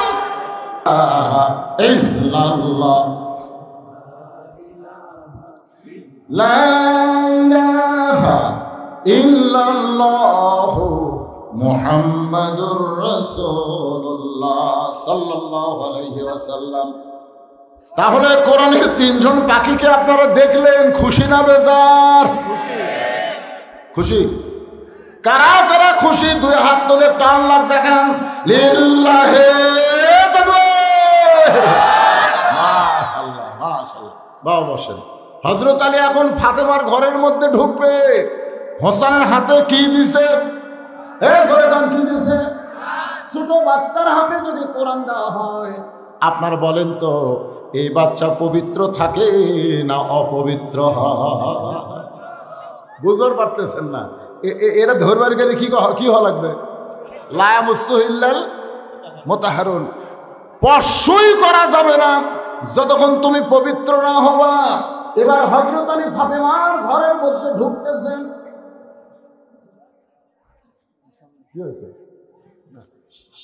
হ্যাঁ, হযরত আলী ফাতেমার ঘরের মধ্যে ঢুকতেছেন। অনুমতি লাগবে?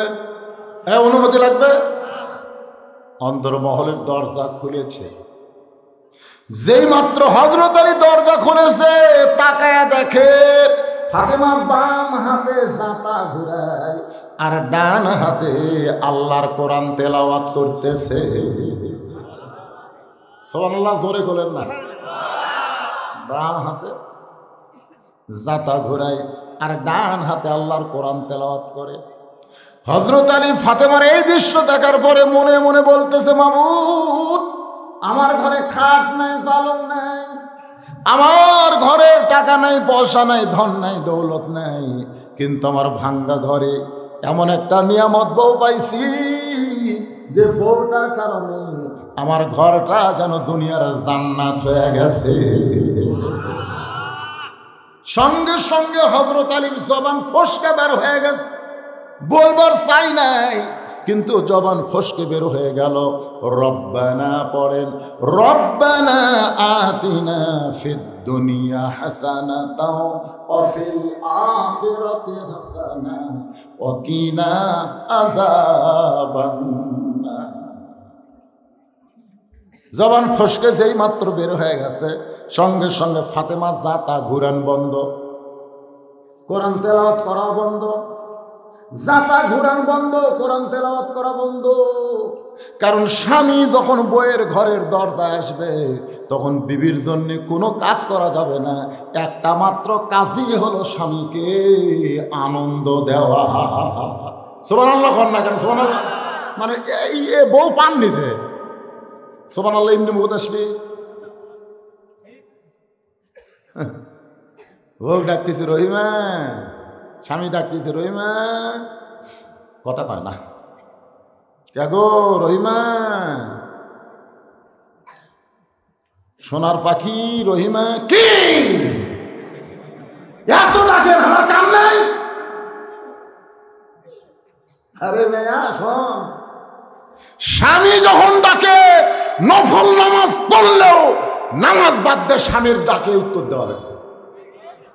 শুধু ফরজ নামাজ পড়লে স্বামী ডাকলে উত্তর দেওয়া যাবে না। নফল নামাজ পড়তে স্বামী যদি ডাকে রহিমা, নামাজ পড়া অবস্থায় কি গো, উত্তর দেওয়া লাগবে। আল্লাহ রাসূল কইছে, ফাতেমা শোনো, আল্লাহ ছাড়া কাউকে যদি সেজদা দেওয়ার হুকুম থাকতো, তাহলে তোমাকে বলতাম হাসান হোসেনের বাপের পাওয়ার সেজদা করো, কিন্তু আল্লাহ ছাড়া কাউকে সেজদা দেওয়া যাবে না। এই কথার দ্বারা নবী বুঝাইলেন আল্লাহর পরে মেয়েদের কাছে সবচাইতে দামি হলো তার স্বামী। আর আমাদের গুলা খালি স্টার জলসার জি বাংলালে ব্যস্ত হয়ে গেছে। স্বামী কয় ভাত দাও, কয় ইন্নাল্লাহ মা সাবিরিন, একটু ধৈর্য ধরো। স্বামী কয় কিসের ধৈর্য? বলে স্টার জলসা শুরু হচ্ছে 8 ঘন্টা। স্বামী এখন ঘরের মধ্যে বলতেছে ইন্নাল্লাহ মা সাবিরিন, ইন্নাল্লাহ মা সাবিরিন, ধৈর্য ধরছে স্বামী। বউ স্টার জলসা দেখতেছে। 8 ঘন্টা পরে, কে গো 8 ঘন্টা তো হয়ে গেল, এখন খাবার দাও। ধৈর্য যখন ধরলেন, তাহলে আর 8 ঘন্টা ধরো। আবার কি বলে, এইবার শুরু হয়েছে জি বাংলা, তাহলে চাপা চাকতি বড় দরকার। মায়েরা কবি বলু দিতে পারবেন শেষ আর যার না। তোমরা নিষেধ করলে কি হবে, মরদগুলো আমার ছাড়বি না, জোরে করে কথা ঠিক না। কিন্তু আমিও ফেসবুকে দিয়ে দিছি যে আগামী বছর থেকে আমাকে আর কেউ দাওয়াত দিবেন না, আমি আর ওয়াজ করব না। আমার মেয়েরা আমার পাও ধরে থাক, কান্দন, আব্বা আপনি মরে যাচ্ছেন, আব্বা এত অসুস্থ, আর ওয়াজ করেন না আব্বা। এই জন্য আমি এটাই শেষ দেখা, এই শিকারপুরের লোকেরা কালো মানুষটাকে শেষ দেখা দেখেন, শেষ দেখা আর দেখা হচ্ছে না। সামনে বার থেকে এখন ওই যে দাওয়াত দিবে রাখছে, জোরহাত করে বলছি বাবা আগামী বছরের কোনো দাওয়াত নেওয়া যাবে না, আমার পজিশন ভালো না, গ্যারান্টি নেই, খালি ওয়াজ মিস হয়, একটা ওয়াজ মিস হলে জনগণটা গাল দেয়। এইদিকে রানীনগরে একটা মাহফিলে আমি 11 বছর লাগাতার ওয়াজ করছি, 11 বছর। আচ্ছা 11 বছর ওয়াজ করছি। এবার অসুস্থ হওয়ার কারণে হাসপাতালে ছিলাম, যাতে পারিনি, হাইরে গায়ে 11 বছর ওয়াজ করলাম, অসুস্থর কারণে একবার এসে তোরা তো রাগ করিস কেন? বক্তারা কি মানুষ নয়? আপনার যদি দেখেন আমি পাঞ্জাবি খুললে সবার চোখে পানি বাড়াবে। আমার গোটা দেহ গোটা ঘা হয়ে গেছে, রক্তের প্লাটিলেট কমে যাওয়াতে, ডায়াবেটিস অনিয়ন্ত্রণ, আর যে প্রশাসনিক চাপ খালি ধরবার চাই। এই যে ইউটিউবেরা জানে শিবগঞ্জের মধ্যে পুলিশ আসছে ধরবার, কমিটির লোকেরা এত ভীত বুঝলেন। আমার 2 মাইল টানে লেগেছে, জুতে খুলে পড়ে গেছে ভাই, আড়া জঙ্গল খালি হুজুর এ পুলিশ আলো, হুজুর পুলিশ। 2 মাইল টানে লেগে 15 কিলো আমার ঘুমডেট করে ঠান্ডার মধ্যে এক ওদের তেলের পাম্পের ঘর ঢুকে থাকছে। আমার চোখ দেখানি পানি পড়তেছে, আল্লাহ চোখ টাকা ছিনে টান করে ঘরে, আর আমরা কোরআনের পাখি আমাদের পুলিশ ধরে। কি দরকার রেওয়াজ করো না?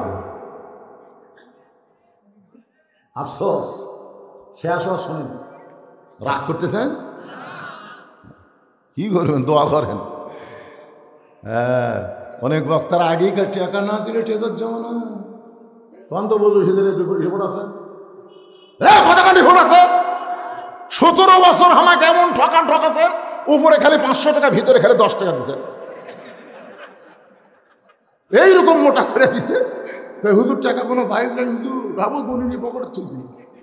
17টা বছর হক ঠকাছেন রে, একটা টাকা চাইলেনি। এই মানুষ অসুস্থ হয়ে গেছে, প্রাণ খোলা দোয়া করেন বাবা, প্রাণ খোলা দোয়া করেন, আল্লাহ যেন সুস্থ করে। সবাই বলেন আমিন। আপনাদের জন্য আমি দোয়া করি, আল্লাহ আপনাদেরও সুস্থ রাখুক। বাজান যে কথা বলতেছিলাম একটু খেয়াল করেন। সঙ্গে সঙ্গে ফাতেমা জাতা ঘুরান বন্ধ, কোরআন তেলাওয়াত বন্ধ করে স্বামীর সামনে দাঁড়ায়া বুড়া আঙ্গুলে ভর দিয়া হযরত আলীর কপালে একটা চুমা খাইছে। জোরে কোন সুবহানাল্লাহ। এর নাম হলো আনন্দ দেওয়া। জোরে কোন কি দেওয়া? জাতা ঘুরানো বন্ধ করছে, কোরআন তেলাওয়াত বন্ধ করে পায়ের বুড়া আঙ্গুলে ভর দিয়ে স্বামীর কপালে একটা চুমা খাইছে। আল্লাহ রাসূল বলেছেন, বউ যদি তোমার কপালে চুমা খায়, তুমি বইয়ের এমন এক জায়গার চুমা খাবা, একটা ওমরা হজের সওয়াব পাবা। সেই জায়গা হলো এই যে 2 ভুরু নেই, এই যে 2 ভুরু, এই 2 ভুরুর মাঝখানে একটা চুমা দিবেন। হাসতেছেন মানে আপনি বইয়ের তাই বলে আবার 14 ফেব্রুয়ারি পালন করেন। আপনার বইয়ের 2 ভুরুর মাঝখানে একটা চুমা দিবেন, একটা ওমরা হজের সওয়াব পাবেন। সুবহানাল্লাহ খান।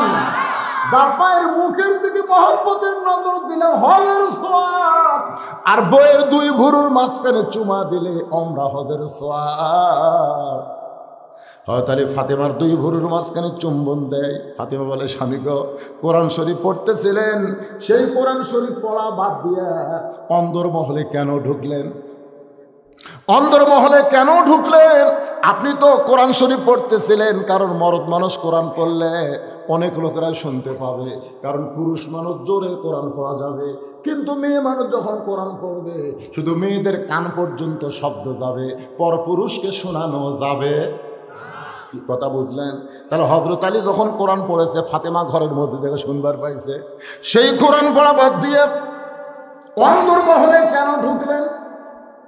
হযরত আলী বলতেছেন, ফাতেমা তোমার ছোট্ট ছেলে হোসাইন, যেই বলেছে তোমার ছোট্ট ছেলে হোসাইন, সঙ্গে সঙ্গে ফাতেমা থর থর করে কাঁপতেছে। আলী বলে, ফাতেমা হোসাইনের নামটা শুনি এমন করে কেন কাঁপতেছ? ফাতেমা বলে, স্বামী গো, আমার বাবা আমার কানে কানে বলেছে, ফাতেমা তুই কি জানিস ফাতেমা, আমি নবী যখন দুনিয়া থেকে বিদায় নিব, বলতো ফাতেমা সবচাইতে বেশি কষ্ট কে পাবে? ফাতেমা তুই কি বলতে পারিস না, আমি নবী যখন বিদায় নিব এই দুনিয়ার সবচাইতে বেশি কষ্ট কে পাবে? ফাতেমা বলে বাবা আমি সবচাইতে বেশি কষ্ট পাবো। রাসূল বলে ফাতেমা তুই আমি গেলে কষ্ট পাবি মা, কিন্তু জানিস না রে ফাতেমা তুই সহ আমার সমস্ত সাহাবী মিলে যে কষ্ট পাবে তার চাইতে বেশি কষ্ট পাবে আমার হাসান আর হোসাইন। আল্লাহর নবী বলে ফাতেমা যদি দুনিয়াতে আমার বাঁচতে মন চায় আমার হাসান হোসেনের জন্য বাঁচতে মন চায় মা, কিন্তু আমার যাওয়ার সময় হয়ে গেলে আমি কি করব মা? আবু বকরকে নবী ডাক দেয় বলে আবু বকর আমি নবী বিদায় নেওয়ার পরে অনেক মানুষ দাঁড়ায় আছে তারা তোমার সঙ্গে দেখা করবে। হোসাইন তোমার কাছে অনুমতি নেওয়ার জন্য ঢুকতে চাইছিল, কিন্তু হোসাইন 4 বছর বয়স হয়েছে বলে তোমার ঘরে ঢুকতে না দিয়া তার হাতে আল্লাহর কোরআন দিয়েছি। সঙ্গে সঙ্গে ফাতেমার স্বামীর বাবা আর একটা চুমাতে বলে স্বামী গো ওই বাবা মাই হলো সবচাইতে বড় ভাগ্যবান যাদের সন্তানের হাতে থাকবে আল্লাহর কোরআন। ফাতেমা মুস্কি মুস্কি হাসতেছে, মুস্কি মুস্কি হাসতেছে আর বলতেছে গো স্বামী মেয়েরা যদি আমার সঙ্গে দেখা করতে চায় তাহলে আপনাকে কষ্ট করে পর্দার ব্যবস্থা করা লাগবে। কষ্ট করে কিসের ব্যবস্থা? পর্দার ব্যবস্থা করা লাগবে। আলী বলতেছে ফাতেমা মেয়েরা মেয়ের সঙ্গে দেখা করলে কোনো পর্দার ব্যবস্থা লাগে না, মেয়েরা মেয়ের সঙ্গে দেখা করলে কোনো পর্দার ব্যবস্থা লাগে না। ফাতেমা বলে স্বামী গো আপনি জ্ঞানের সম্রাট হবার পারেন, কিন্তু পর্দা বিষয়ে আপনি আমার চাইতে কম জানেন। যেই মাত্র কইছে আপনি জ্ঞানের সম্রাট হওয়ার পারেন, পর্দা বিষয়ে আমার চাইতে আপনি কম জানেন। আলী বলে ফাতেমা পর্দা বিষয়ে তুমি এমন কি জানো তোমার কাছে আমি শ্রোতা হিসাবে জানতে চাই। এখন ফাতেমা হলো বক্তা আর জ্ঞানের সম্রাট আলী হলেন শ্রোতা। ধরে কর সুবহানাল্লাহ। আলী বলতে যে ফাতেমা তাহলে পর্দার ওয়াজ শোনাও। ফাতেমা বলে স্বামী গো যে কয়টা মেয়ে দরজায় দাঁড়ায় আছে আপনি কি তাদের চেনেন? এ ভাই কথাটা গুরুত্ব রে, যে কয়টা মেয়ে দরজার দাঁড়িয়ে আছে আপনি তাদের চেনেন? আমি একদিন আমার বইয়ের কাছে শুধু বলছিলাম আমার চাচাতো ভাই বিয়েটা করছে, বউটা খুব সুন্দর। আমি বলছি চাচাতো ভাই কি ভাই বিয়েটা করছে বউটা খুব সুন্দর, এই কথা কেমন করছি? বউ আমার কাছ থেকে উঠে গেল। আমি বললাম কে উঠে গেলে কেন? আপনি কবে থেকে লুচ্চা হলেন? এখন লুচ্চা মানে তো আপনার চাচাতো ভাইয়ের বউ সুন্দর আপনি কেমনে দেখলেন? আপনি কোন একজন আলেম হয়ে আরেকজন বউ দেখা যাবে? আমি কান ধরে তওবা করছি আল্লাহ আর আমার বউয়ের কাছে কারো বউ সুন্দর এটার জীবনে কম না, আল্লাহ দেখলেও আর কম না। দেখছেন ফাতেমা এমন একটা মারুফতি পেঁয়াজ মারছে যে দরজা যে কটা মেয়ে দাঁড়িয়ে আছে আপনি কি তাদের চিনেন? আলী বলে ফাতেমা এই দুনিয়ার একজন মেয়েকে মাত্র আমি চিনি, সেই মেয়েটা হলো হাসান হোসেনের মা। এই একটা মাত্র মেয়ে ছাড়া আমার বউ ছাড়া আমি আলী আর কাউকে চিনি না। কারণ আল্লাহর আইন হলো কুল্লিল মুমিনিনা ইয়াগুদ্দু মিন আবসারিহিম। তুমি যদি মুমিন পুরুষ হও, যদি তোমার ঈমান থাকে তাহলে তোমার নজর থাকবে নিচের দিকে, কারো বউ দেখা যাবে যাবে। ফাতেমা বলে স্বামী গো যে কয়টা মেয়ে দরজা দাঁড়া আছে তার মধ্যে একটা যদি বেপরদা নারী থাকে, যে কয়টা মেয়ে দরজায় আমার সঙ্গে দেখা করবার চায় তার মধ্যে একটা যদি বেপরদা নারী থাকে, আপনি কি জানেন বেপরদা নারী যারা শয়তানের যানবাহন তারা? আমি যেই বলবো বেপরদা নারী যারা আপনারা বলবেন শয়তানের যানবাহন তারা। বলতে পারবেন? বেপরদা নারী যারা এই গ্রামের মধ্যে যদি শয়তান ঢুকাবার চান, পুরুষের মাধ্যমে শয়তান জান্নাতেও ঢোকে নাই, জান্নাতেও কিন্তু শয়তান ঢুকেছে মেয়ের দ্বারা। জোরে কোন কথা ঠিক কি না? আপনাকে গ্রাম যদি শয়তান মুক্ত করবার চান তাহলে নারীদেরকে পর্দার মধ্যে রাখেন, শয়তান গ্রামের মধ্যে ঢুকতে পারবে না। কারণ বেপর্দা নারী যারা শয়তানের যানবাহন তারা। বেপর্দা নারীর মাধ্যমে শয়তান ঘোরাফেরা করে। বেপরদা নারীর মাধ্যমে আমাদের সোনার টুকরা যুবকগুলো সব নষ্ট হয়ে যাচ্ছে। একটা যুবকের কোনো দোষ নাই। আমার সোনার টুকরা যুবকগুলো ফেরেশতার চাইতেও ভালো হতো যদি সমাজে বেপরদা নারী না থাকতো। ধরে কথা ঠিক কিনা? আজকে এদের চরিত্র নষ্ট, শরীর নষ্ট, শরীর পর্যন্ত নষ্ট হয়ে গেছে খালি স্বপ্ন দোষ হওয়ার কারণে। আপনারা বলেন তো, স্বপ্ন দোষ পর্দানিশী নারীর সঙ্গে হয় না বেপরদাকের সাথে হয়? এক পরিমণি বাংলার অসংখ্য যুবকের শরীর নষ্ট করেছে। ফাতেমা বলতে, স্বামী গ, আমি সারা জীবন পর্দার মধ্যে থেকেছি, আর ওই বেপর্দা নারী আমার সঙ্গে দেখা করে যদি আমার নাকের কথা, আমার মুখের কথা, আমার গায়ের রঙের কথা যদি পরপুরুষের কাছে বলে দেয়, তাহলে ফাতেমা পর্দার মধ্যে থাকা লাভটা কি হলো? যেই ফাতেমা গভীর রাত্রে দুনিয়া থেকে মৃত্যুবরণ করেছে, যেই ফাতেমাকে গভীর রাত্রে কবর দেওয়া হয়েছে, হযরত আলী ফাতেমাকে দাফন করার পরে আল্লাহকে বলতেছে, আল্লাহ আমার ফাতেমার প্রতি আমি খুশি হয়ে গেছি, আল্লাহ তুমি খুশি হয়ে যাও। এ দোয়া করার পরে তাকায় দেখে ফাতেমার কবর নাই। সামনে কয়েকটা পুরাতন কবর দেখা যায়, সামনে কয়েকটা পুরাতন কবর দেখা যায়। এইমাত্র ফাতেমার কবর দিলাম, সেই কবর গেল কোন জায়গায়? গোটা জান্নাতুল বাকির মধ্যে হযরত আলী দৌড়ায় বলে, ফাতেমার কবর, ফাতেমার কবর।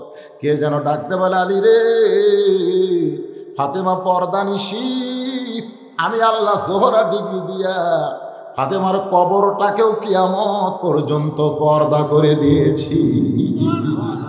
আমার মায়েরা বোনেরা শোনেন, পুরুষের জন্য হলো নামাজ আর নারীদের জন্য হলো পর্দা। সূরা আসরের 3 নম্বর বিষয় হলো ওয়াতাওয়াসাউ বিল হক। হক কথা বলতে হবে, হক পথে চলতে হবে। হক কথা বলার কারণে আজিজুল হক জেলের মধ্যে ছিল, হক কথা বলার কারণে মামুনুল হক জেলের ভিতরে। ওয়াতাওয়াসাউ বিল হক, এখানে বলা হচ্ছে হক কথা বলতে হবে, হক পথে চলতে হবে। হক কথা বলতে গেলে ওই যে কয় না, দেশে আইলো কলিকাল, ভেড়া সাথে বাঘের গাল, আসল কথা বললে তোমায় ধরবে রে, আসল কথা বললে তোমায় জেলে দিবে রে। ভেড়া সাথে কার গাল? বাঘের গাল। বাঘকে বাংলার মুসলমান হলো বাঘের জাত, আর ভারতের হিন্দুরা হলো ভেড়া। ভেড়া ভেড়া ওরা আমাদের গাল চাটতেছে আর আমরা খালি ঘুম কাটতেছি। দেখছেন কি গাল চাটে চাটে আমাদের ঘরের মধ্যে স্টার জলসা জি বাংলা ঢুকছে। দেখছেন আজকে মুসলমানের ঘরের মধ্যে কোরআন তেলাওয়াত না হয়ে হিন্দুদের পূজার মধ্যে ঘর বাঁচতেছে। আপনি বহুজন স্টার জলসা জি বাংলা দেখতেছে, হিন্দুদের পূজা নাই, এ কথা নেই। তাহলে মুসলমানের ঘরে হিন্দুদের পূজার বাদ্য বাজতেছে, তার মানে কি? দেশে আইলো কলিকাল, ভেড়া চাটে বাঘের গাল, আসল কথা বললে তোমায় জেলে দিবে রে, মুদির কথা বললে তোমায় গ্রেফতার করবে রে, আসল কথা বললে তোমায় রিমান্ডে নিবে রে। আল্লাহ বলেছেন হক কথা বলো, নির্যাতন হবে, জেল হবে, জুলুম হবে, ধৈর্য ধারণ করবা, কারণ তুমি প্রথম মা হচ্ছে, তুমি প্রথম মা হচ্ছ, তোমার প্রসব বেদনা হবে, তোমাকে ধৈর্য ধরা লাগবে। তুমি চিল্লা চিল্লি করো না, এমন একটা নিয়ামত তোমার কোলে দিব যেটা পাওয়ার পরে তোমার সব কষ্ট ভুলে যাবে। মা চিল্লা চিল্লি করে, গলায় দড়ি দিব, বিষ খাবো, জীবন রাখবো না। দাদি নানি দৌড়ে এসে দরজা বন্ধ করে দেয়, ঠান্ডা পানির মধ্যে নরম কাপড় চুবড়াইয়া কপালে দিয়া বলে, ধৈর্য ধর, ধৈর্য ধর, ধৈর্য ধর, ধৈর্য ধর রে, জীবন দিবি কেন, গলায় দড়ি দিবি কেন, ধৈর্য ধর। মা ধৈর্য ধরেছে, সবর দাঁতের উপর দাঁত দিয়ে কিছুক্ষণ পরে পে করে একটা বাচ্চা কান্দে, মা বেহুশ হয়ে গেছে, মা বেহুশ হয়ে গেছে। ওই বাচ্চাকে গোসল করাইয়া মায়ের বুকের উপর যখন দেয়, ওই বাচ্চার শরীরের পরশে মা হুঁশ ফিরা পায়।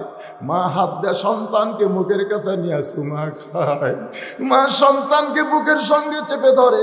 দাদি নানি চিল্লায় বলে, এর জন্যই তো গলার দড়ি দিবার চাইনি, বিষ খাবার চাইনি, লাত্তি মারা ফেলা দে, লাত্তি মারা ফেলা দে। মা কয়, দাদি গো, কষ্টের পরে এত সুন্দর নিয়ামত পাবো, এইটা আমি আগে বুঝতে পারি নাই। আজকে বাংলার জমিনে জালিমের জুলুম যারা সহ্য করতেছেন, জেলে যাচ্ছেন, রিমান্ডে যাচ্ছেন, পুলিশ খুঁজতেছে, ধৈর্য ধরেন, দাঁতের উপর দাঁত দিয়ে ধৈর্য ধরেন, ধৈর্য ধরে কোরআনের পথে থাকেন, কোরআনের হক কথা বলেন, কোরআনের দল করেন। একদিন বাংলাদেশ আর আর্জেন্টিনার পতাকা উড়বে না, একদিন বাংলাদেশ আর ব্রাজিলের পতাকা উড়বে না, এই বাংলাদেশে একদিন কলেমার পতাকা উড়বে।